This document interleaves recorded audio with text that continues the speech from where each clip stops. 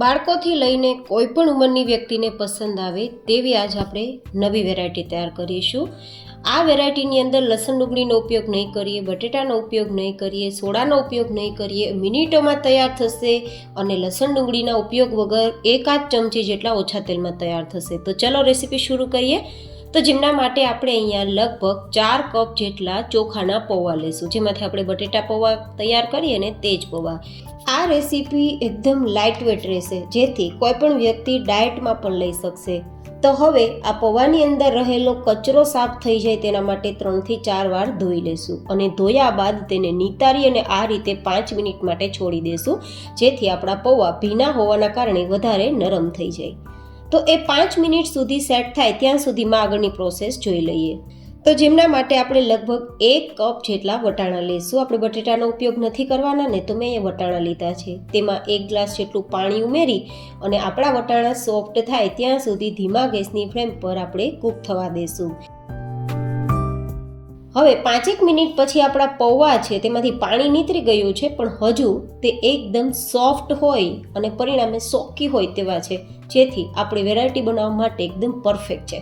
તો હવે તેને મિક્સર જારમાં થોડા ઉમેરતા જશું અને તેની અંદર આપણે સારા ટેસ્ટ માટે અને થોડું ફર્મેન્ટેશનનું કામ કરે તેના માટે લગભગ અડધા કપ જેટલું દહીં ઉમેરશું. તમે દહીંની જગ્યાએ 1/4 કપ જેટલી છાશ પણ ઉમેરી શકો છો અને પછી જો જરૂર લાગે તો થોડું પાણી ઉમેરી આ રીતે બેટરની કન્સિસ્ટન્સી આવે ત્યાં સુધી ગ્રાઇન્ડ કરી લેવાનું.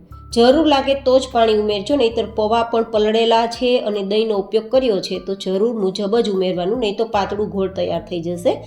તો આ રીતે તેને હવે એક્સ્ટ્રા વાસણમાં કાઢી લેશું અને પછી બીજી આપણે જે પૌવા પડેલા છે ને તેને પણ આ જ પ્રોસેસ કરી અને આપણે ગ્રાઇન્ડ કરવાનું છે. તો ફરીથી તેમાં થોડા પૌવા ઉમેરીશું અને અડધા કપ જેટલું દહીં ઉમેરીશું અને ગ્રાઇન્ડ કરી લેશું. આ રીતે આપણી પ્રોસેસ કરશો તો ઇઝીલી થશે અને ખૂબ જ હેલ્ધી રહેશે. તો હવે આ બેટર આપણું તૈયાર થઈ ગયું છે અને આપણા વટાણા છે તેને ચેક કરીએ ને તો તે પણ એકદમ સોફ્ટ થઈ ગયા છે, કારણ કે ફ્રેશ વટાણા છે ને તો 2-3 મિનિટમાં સરસ બફાઈ જશે. તો તેને બહાર કાઢી આ રીતે મિક્સરમાં લઈ લેશું. આ રીતે એકવાર વેરાયટી ટ્રાય કરજો. જે લોકો ડાયાબિટીસના પેશન્ટ છે અથવા હેલ્થ કોન્શિયસ વ્યક્તિ છે અથવા ડાયટમાં કોઈ પણ વ્યક્તિના વેરાયટી ખાવી હોય તો પણ બટેટાના ઉપયોગ વગર તૈયાર થઈ છે ને તો ખાઈ શકશે. વટાણા ઉમેર્યા બાદ તીખાસ પ્રમાણે 2-3 નંગ જેટલા મરચાંના ટુકડા અને 2-3 ઇંચ જેટલો આદુનો ટુકડો ઉમેરી ગ્રાઇન્ડ કરી લઈશું. આપણે લસણ ડુંગળીનો ઉપયોગ નથી કરવાના ને, તો આ 3 જ વસ્તુને ગ્રાઇન્ડ કરશું અને આ રીતે અધકચરું વાટીશું. વધારે કંઈ ફાઇન પેસ્ટ કરવાની જરૂર નથી. અધકચરું હશે ને તો જ્યારે ખાતી વખતે તેનો ટુકડો મોઢામાં આવશે ને તો ખૂબ મજા આવશે. હવે તે આપણે જે ગ્રાઇન્ડ કરેલું છે ને વટાણા, મરચાં અને આદુ, તેને પણ આપણે પૌવાનું મિશ્રણ છે તેમાં ઉમેરી દઈશું અને ઉપરથી અડધા કપ જેટલા લીલા ધાણા ઉમેરશું. અહીંયા તમારે પાલક અને મેથીનો ઉપયોગ કરવો હોય તો પણ તમે કરી શકો છો, તમારી ચોઈસ.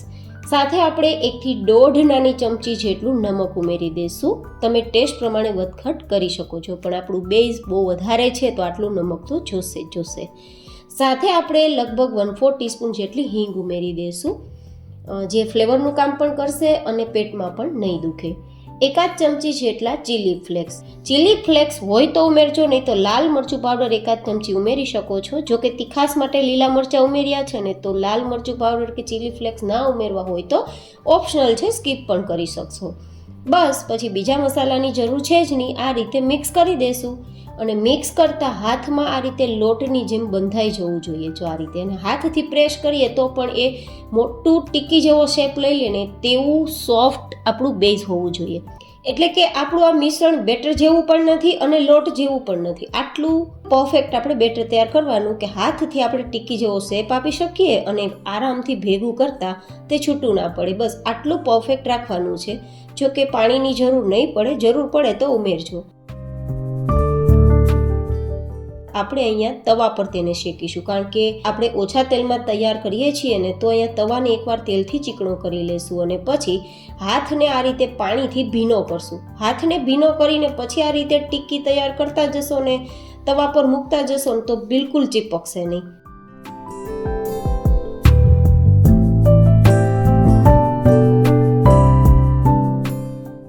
અને પછી ઉપરથી જો તમારી ઈચ્છા હોય તો તલને આ રીતે લગાવી શકો છો. સારું ડેકોરેશન લાગશે અને કેલ્શિયમ હોવાના કારણે હેલ્ધી પણ વેરાયટી તૈયાર થશે. સાથે તમારી ઈચ્છા હોય તો થોડા ચીલી ફ્લેક્સ પણ ઉમેરી શકો છો, જો કે ઓપ્શનલ છે. તીખું વધારે લાગતું હોય તો તમારે ચીલી ફ્લેક્સ ઉમેરવાની જરૂર નથી.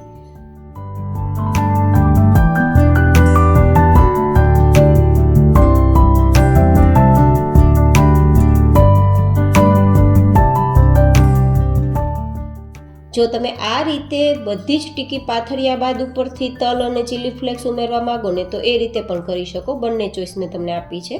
તો આ રીતે કર્યા બાદ થોડીવાર માત્ર અડધી મિનિટ માટે કૂક કરશું, એ પણ મીડિયમ ગેસની ફ્લેમ પર. અને પછી થોડું હલકું ઉપર તેલ લગાવીશું. ઉપર તેલ લગાવવું ના લગાવવું તમારી ચોઈસ, જરૂર છે જ નહીં. પણ થોડો કલર ગોલ્ડન આવે ને તેના માટે આપણે થોડું લાઇટ વેટ તેલ લગાવીશું ને પછી આ રીતે ફેરવી દઈશું તેની સાઈડ. ફરીથી એકાદ મિનિટ માટે આપણે મીડિયમ ગેસની ફ્લેમ પર થવા દેશું તો સરફેસ બંને સાઈડ ગોલ્ડન આવી જશે. તો આ રીતે બંને સાઈડ ગોલ્ડન કલર આવે ત્યાં સુધી આપણે કૂક કરવાનું છે.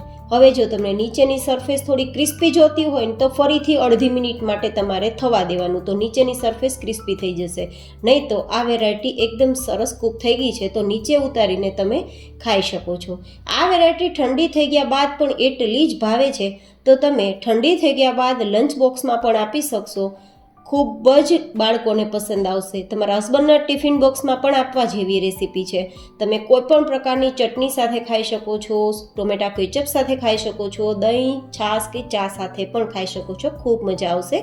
એટલી ટેસ્ટી આ વેરાયટી તૈયાર થઈ છે, પણ બિના ઝંઝટ, ઓછા તેલમાં, મિનિટોમાં લસણ ડુંગળીના કે બટેટાના ઉપયોગ વગર.